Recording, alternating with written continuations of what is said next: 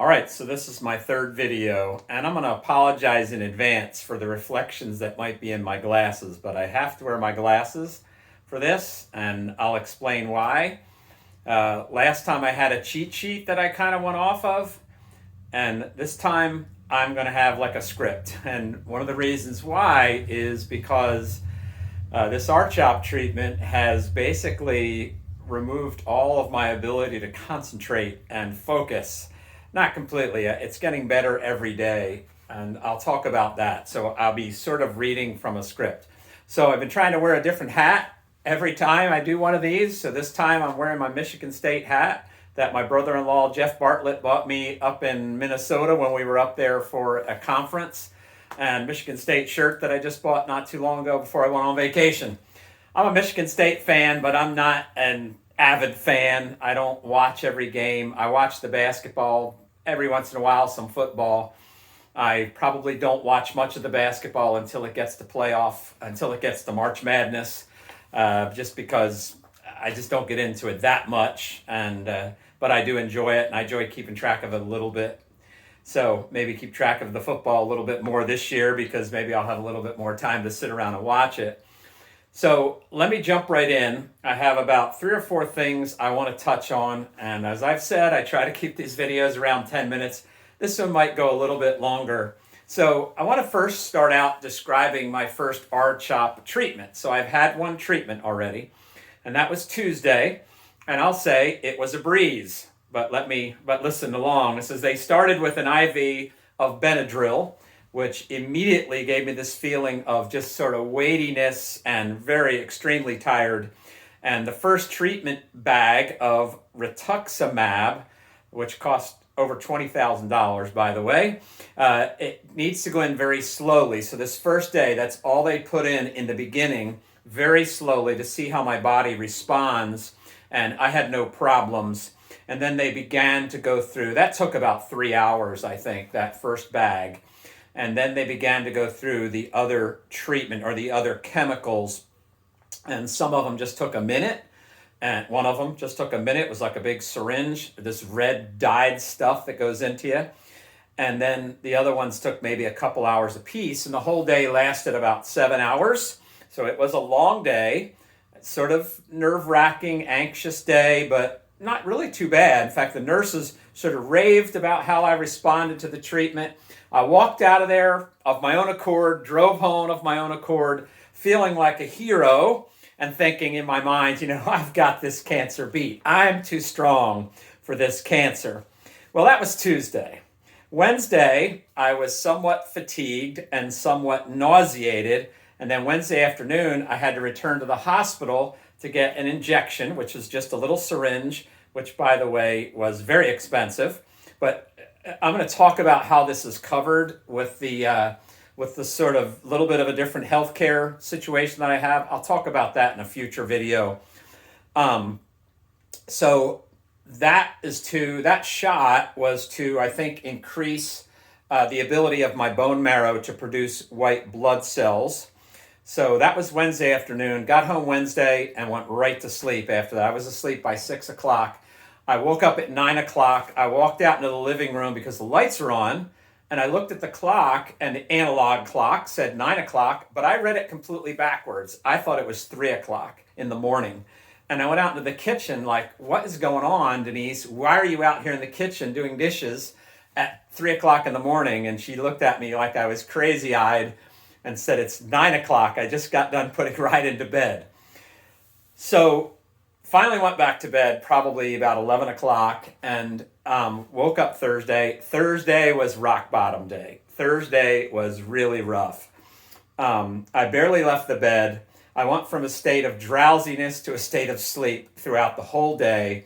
I gradually started feeling better about mid-morning on Friday.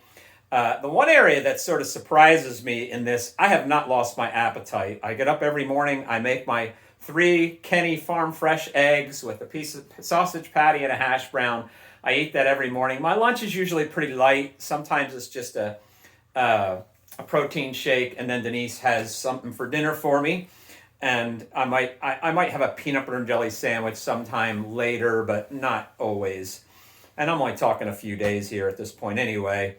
But the only day I didn't get up and walk the dog, which I usually walk the dog about a mile or two, mile and a half, was Thursday. I didn't do it Thursday, and I haven't done it yet today, but I plan on doing it sometime today, although it's really hot and humid here today. The most frustrating feeling to me, I haven't had much nausea, and by the way, I want to give a quick shout out. Thank you, Kimmy Frazowski, for the relief band. That was more than you needed to do, and I wore it all day on Tuesday and off and on throughout the rest of the days. But nausea has not been really that bad for me, and that probably helped, especially during the day that I was getting the treatment. But the most frustrating feeling to me is sort of the complete lack of mental clarity and focus. That is so frustrating because I can hardly watch a television show or listen to a podcast and just my mind's just going in different directions. I can't read. I was able to do some studying over the little intermittent periods of study. The one good thing is last Sunday, I only got halfway through my Sunday morning message. So I'm all ready for this Sunday. I went back over it, added a few things. I'm ready for Sunday night, folks. I'm going to tell you right now, Sunday night is up in the air. It really depends how I feel after Sunday morning. So we'll see how that goes. But we're going to observe the Lord's Supper this Sunday, one way or another. So that's where I'm at with the treatment. I think I'm going to gradually get better until the next treatment. Then it's sort of the cycle's going to start all over again, and that's September 14th. I'm going to move on to another topic. I have several topics, and I'm sorry if it seems sort of scattered. That's why I need these notes today. I want to talk about Denise, and I know she would hate me doing this, but I told Denise the other night, I said, I'm so glad that I'm the one with this cancer, sickness, illness, and not her. And not because I'm some sort of martyr, but because I would rather have it and have someone take care of me than not have it and have to take care of someone else. I am not good at that. That's not my forte. It is Denise's forte. It is her strength. I could never care for her like she's caring for me. I feel like it's easy for me to be sick, but she has the real task of taking care of me. Take care of me she does. For the day of my treatment, she packed this really nice lunchbox, and I'm going to pause here and get a little paper. This is where editing comes in on my videos. She put this little card inside there with some snacks and some drinks, and it's Psalm 104:33-35. I will sing to the Lord as long as I live. I will praise my God to my last breath. May all my thoughts be pleasing to him, for I rejoice in the Lord. Let all that I am praise in the Lord. Praise the Lord. And then at the bottom, she said, praying for you. I love you. Text me updates, which I did throughout the day. My sense of taste has been affected by this, and Denise has been very accommodating to that. When I have a craving, she gets me, makes it, whatever. The other night she mentioned something about ice cream, and I said I want strawberry and chocolate topping, and she made sure I had strawberry and chocolate topping on that ice cream, and it tasted wonderful. And she doesn't get upset when I say, hey, this just tastes awful. I can't eat it. There's some things that I love. I try them now, and it's repulsive to me. There's like a metallic taste in my mouth almost all the time, and it really is affected by some things. Then my kids have been great. They keep in contact. They're checking on me regularly. Amy was going to come here on the day after. She would have arrived the day after my treatment day, but she came down with COVID. So she had to change her travel plans, and she's going to come for my next round of treatment. And so sometime in the middle of September. So one final thing I wanted to mention today was I wanted to say a few words about a book that God has providentially placed into my hands. I went to a small pastors conference seminar. It's something that meets quarterly. In this particular quarter, it met in Jackson. It's called SMARC. It's Southern Michigan Association of Regular Baptist Churches. Our church is not a member, but I'm able to go to the meetings. Anyone can really attend. and they're very helpful. And the fellowship I get from those pastors is very helpful as well. But they had a speaker come in. He's actually a seminary professor out at Midwestern, or no, it's not Midwestern, Detroit Seminary. And he spoke on something really unrelated to what I'm going through. But he mentioned many books throughout his presentation. He had a bibliography that he included with his presentation. But one particular book that he mentioned just caught my attention, and my thought was, I know someone that could really use that book. And I immediately went on my phone, on Amazon, ordered the book right then and there during the seminar, and then I got it. Thinking in my mind that I'm buying this book for someone else. Well, I didn't have the opportunity to give that person the book. And little did I know that God had that book really for me. And the name of the book, and I'm going to grab it here right now. The name of the book it's by a guy by the name of Penn, and I don't know if I'm pronouncing his name right, Penn Palpant. He's a teacher at a classical Christian school in Washington State. And the book is called A Small Cup of Light. And I know you probably can't see it very well there. It's a paperback book. It's not very long, but he describes in it a complete, basically mental, physical breakdown that he had, a really kind of an unnamed illness that just completely destroyed him physically and mentally. And the book chronicles the spiritual journey that God took him through with this breakdown, where he goes basically from this attitude of independence, I can get it done, I can do it myself, I can do these accomplishments for God as a Christian servant, sort of ministry. He goes from that attitude or that mindset to complete dependence on God, or toward dependence on God, I should say. So Denise and I have both read through this book. It can be read in just a day or two. It's a fairly easy read. In fact, I think to me it's intended to go back to and reread, and I plan on rereading it. And I would just want to read a few excerpts from it before I sign off today. And the first one is from the beginning of the book. It's called A Note to the Reader. So this is just like a page and a half long, and then I want to read about a page and a half toward the back of the book. So I hope you'll be patient and listen to this. It says, this book chronicles a 2-year physical, mental, and spiritual crisis, the effects of which I still carry with me. And by the way, I'm not comparing what I'm going through to what this fellow went through. It's his illness seemed to be much more severe than what I'm going through. In a matter of a few weeks, I was reduced to an infant, learning again to read and walk and feed myself. The unnamed illness that hamstrung my hopes made itself at home in my body nearly overnight, rerouting the wiring of my mind. Bedridden and bewildered, I began sorting through my little red wagon of existential questions. Who am I? What does God want of me? Is he really in charge? With normality unraveling, my identity lost, I eventually floundered in despair. It seemed fair at the time, and it seems fair even now, to ask whether suffering is a valuable part of life. Suffering exists in varying degrees, of course, arises from innumerable causes. You might have cancer or face unemployment. You might still be recovering from the devastation of a failed marriage, or have a child that walked away from all your convictions.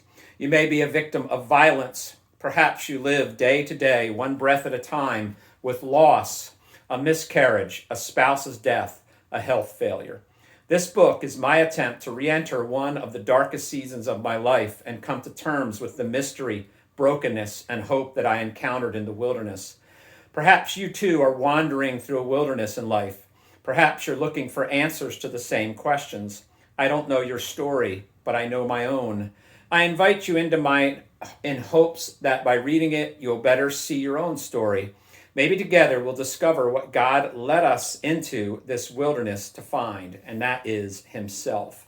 And then I'm going to jump to the back. So I'm skipping over everything that he's gone through to get him to the point, to the place we're going to read today. So you have to read the book to find out how he got to this point and how God can take us to these points as well in our life. And I can see how God is using this already to work in me, because I had the attitude, I think, that I'm just not going to be one of those people that gets sick. I'm not going to be one of those people. I'm just going to be healthy. I mentioned it last time. I'm not going to be one of those people that has a shelf full of prescriptions that they have to take.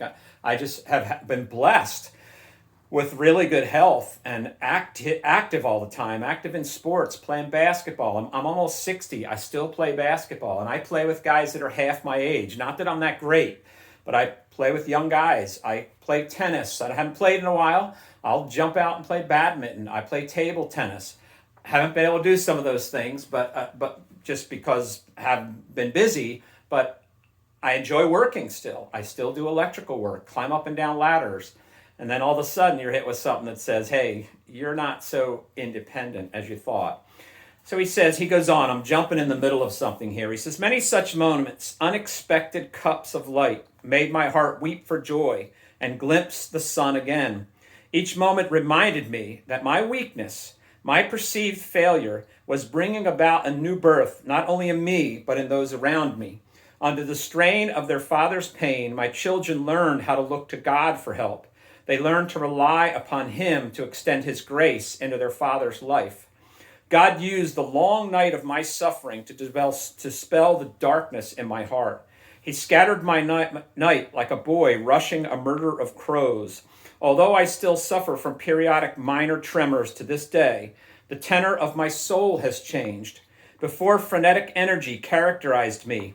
Like a Formula One race car driver, I believed that the harder and faster I went, the better life would be. A year after my first collapse in the snow, however, I consciously decided to walk slower than those around me. Tremors had forced the issue, but now my pace was deliberate, more steady, even on my good days. On my bad days, when my face went limp and my tongue thickened in my mouth, I remembered the one who made me, and I sat quietly with him. Everything I had thought I was or needed had vanished, but I had found peace in God's timing, certainly not my own. I had discovered what I wanted all along. Something in me had asked the decisive question, what have I to do anymore with idols? God heard my cry and responded, I have heard and I observed you. Like a green cypress tree, your fruit is found in me. And that's a quote from Hosea 14:8. I'm going to stop there. There's more to that. And I noticed too in this section that meant a lot to me, it was also the section that Denise underlined in the most too. So it obviously touched a nerve with her too. So that book is called A Small Cup of Light. And there's a subtitle to it, A Drink in the Desert. And it's by Ben Palpant. And I hope I'm pronouncing his name right. There it is right there. You can see it. And so if you're going through something, it doesn't have to be a physical illness. It could be some other traumatic, life-changing event that you're facing, or it could be a book that could be used for you to be a help to someone else too. So that's a really good book. I plan on rereading that as soon as I possibly can. I'm up to 18 minutes. Now I might cut a little bit out because I'll do some editing, but I'm going to leave it right there, and I hope this is a blessing to you. I give God all the glory. I hope that he can change me through this, help me to be able to be a little more sympathetic to others and the trauma that they're going through, and be able to reach into their lives, be a bigger blessing to them, and also maybe reshift my focus a little bit as well. So we'll see what God does. I don't know what God's completely up to in all of this, but I leave it in his hands, and I'm thankful for it. And I know he's going to accomplish his will, and he'll be glorified in it. So I think I'm going to leave everything there. I hope I didn't talk too fast. I hope I wasn't too scatterbrained. My mind is in sort of a little bit of a fog. It's getting better day by day, the further away I'm from that treatment day. So hopefully I'll be sharp tomorrow for the morning service. So God bless you, and thank you for watching, and I hope this is a blessing to you.